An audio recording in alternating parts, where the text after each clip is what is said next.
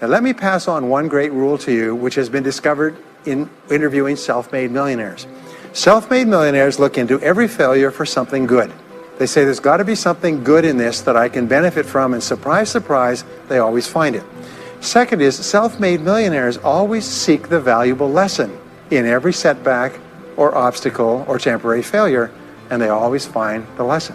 Now, what do failures do? Failures whine and cry and think about what they've lost and blame their problems on someone else. Successful people say, what can I learn from this that will make me smarter next time? And my promise to you, those who seek find, is that if you go looking for a valuable lesson in the biggest problem that you're facing today, you'll always find the lesson. Here's another possibility. Your biggest problem today could be the biggest gift that you have ever received, because it may contain within it the lesson that will make you successful. If you stop thinking about what happened and who's to blame, and you start looking for the gift within your problem, sometimes it can transform your life.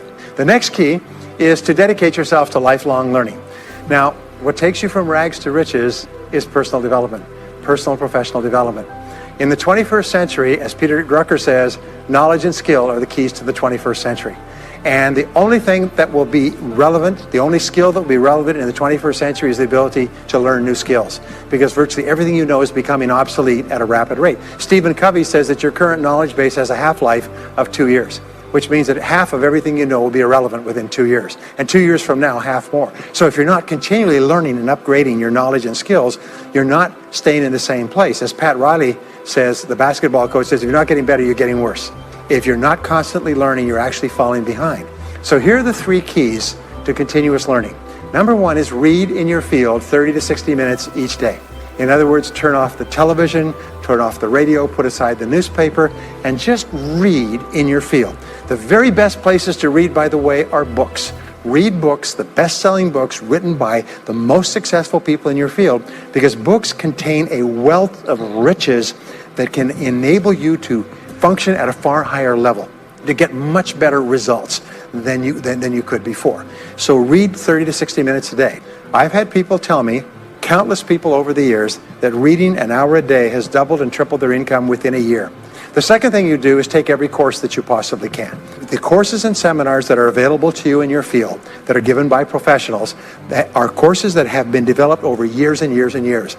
They have been tested and tested and tested. The person who is talking to you for several hours has spent thousands of hours learning their subject.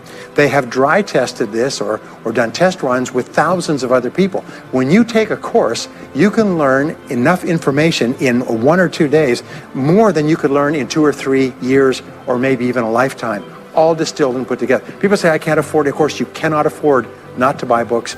You can't afford not to go to courses. Some years ago, I had a dentist, and he was a very successful dentist. I was recommended to me by a friend. And this dentist retired at the age of 53.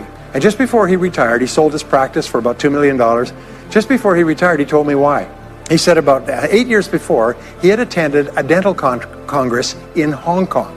This is from California. He'd flown all the way to Hong Kong to attend this International Dental Congress because there were specialists giving private lectures, sort of plenary sessions on the side. And he attended this session, and it was on a particular technique of cosmetic surgery that this dentist had developed that no one else knew, where you could basically straighten out a person's entire front jaw so they look beautiful at a very low cost, at a very high level of effectiveness. He came back and he began implementing this in his practice. People began flying from 500 to 1,000 miles away.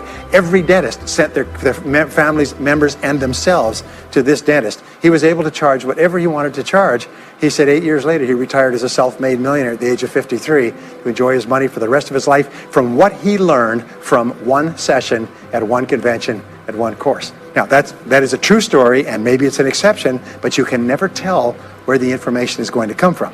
The third way that you can upgrade your skills is listen to audio programs in your car. The average driver drives 500 to 1,000 hours a year, 25 to 50,000 miles. If you listen to audio programs in your car, according to the University of Southern California, you will get the equivalent of almost full-time university attendance just listening to learning material as you drive around.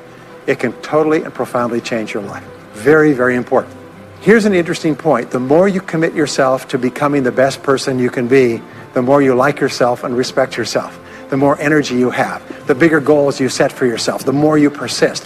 When you invest in yourself and you read and learn and upgrade your skills, you're telling yourself, wow, I am a person with a great future, and it's up to me to maximize my potential. And your self-esteem goes up, your self-respect goes up, your sense of personal pride goes up, and you started to get promoted more and paid more in every part of your life. Get around the right people. This is a key for becoming a self-made millionaire. Dr. David McClellan at Harvard did studies for 25 years looking into why it is that some people succeeded greatly in life. What he found was as much as 99% of your success in life is going to be determined by what he called your reference group. Your reference group are the people with whom you habitually associate. They're the people that you associate with at work, the people you associate with home, your church, your political party, your social circle. What he found in working with people is that changing a person's reference group totally transformed the way they think. Why?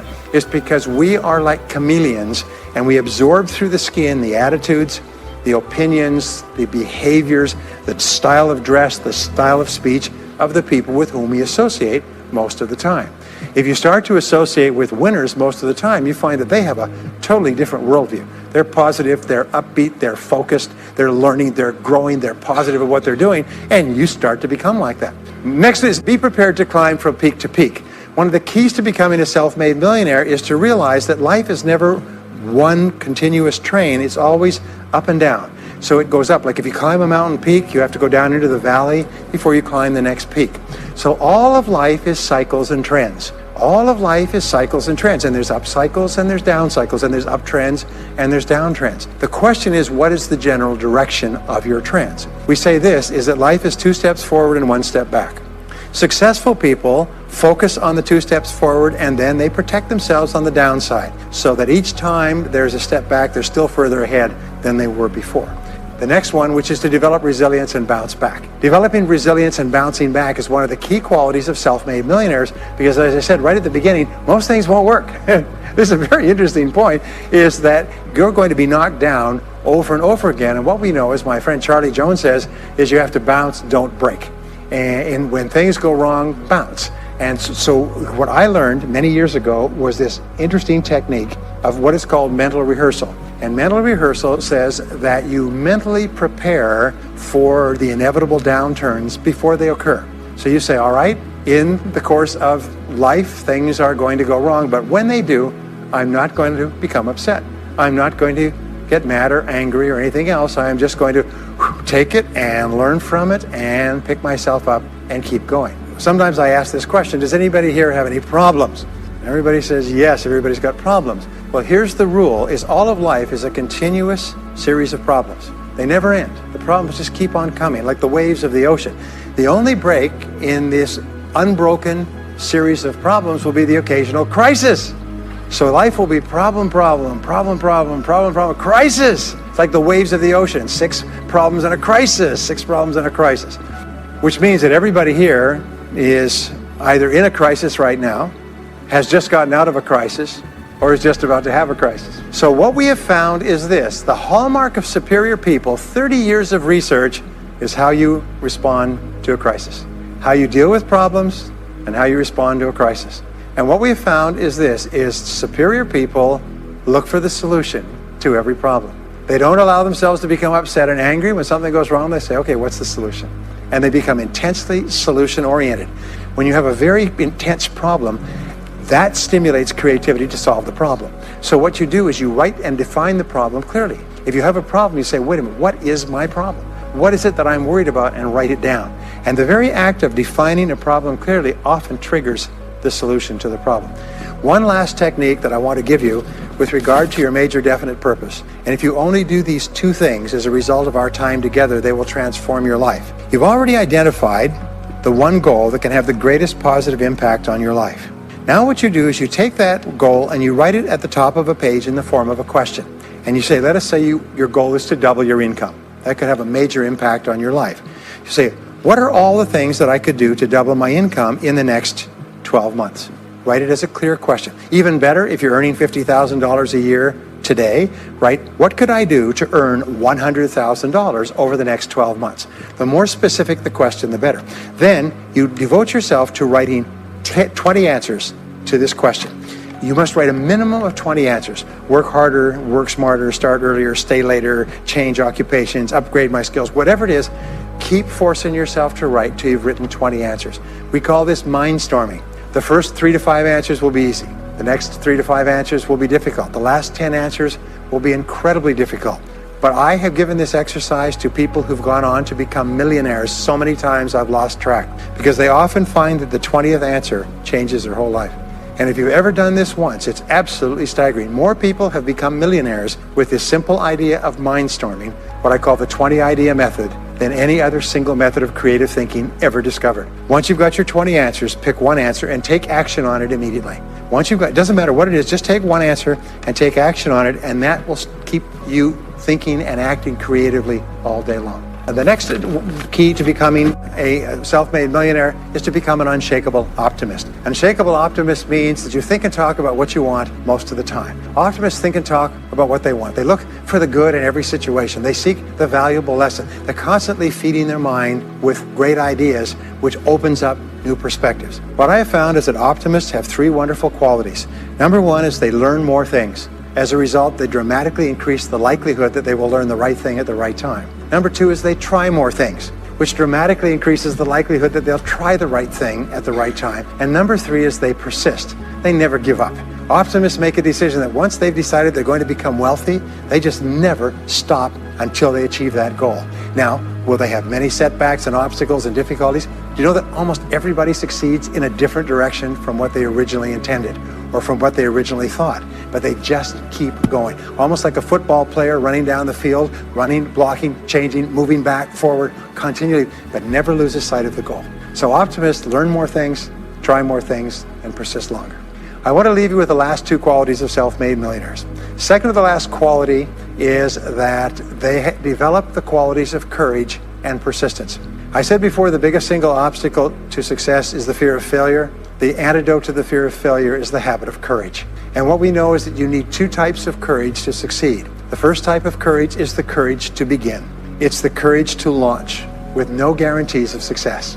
Someone once said that if all obstacles must first be removed, nothing will ever get done. So successful people are willing to think, plan, make decisions, and then take action with no guarantees. We say leap and the net will appear. Take action with no guarantees and then learn. The second part of courage is the courage to endure. It's the courage to persist. It's the courage to keep on keeping on. It's to make the decision in advance that you will never give up. No matter what happens, you will never give up. You will get knocked down over and over again, but you'll never give up. And the interesting thing is, if you make that decision in advance, you'll find yourself continually bouncing back. So courage means the courage to begin and the courage to endure. And the final quality of self-made millionaires, and Napoleon Hill called this the master key to riches. After studying 500 of the richest people in American history, he said it's the quality of self-discipline. It's the ability to make yourself do what you should do, when you should do it, whether you feel like it or not. The quality of self-discipline is the quality that will make you a big success. It's the ability to force yourself to do what you know you should do. And here is the wonderful discovery. This persistence is self-discipline in action. Every time you persist, you build your self-discipline. Every time you practice self-discipline, you build your ability to persist. And the 2 of them are tied into your self-esteem.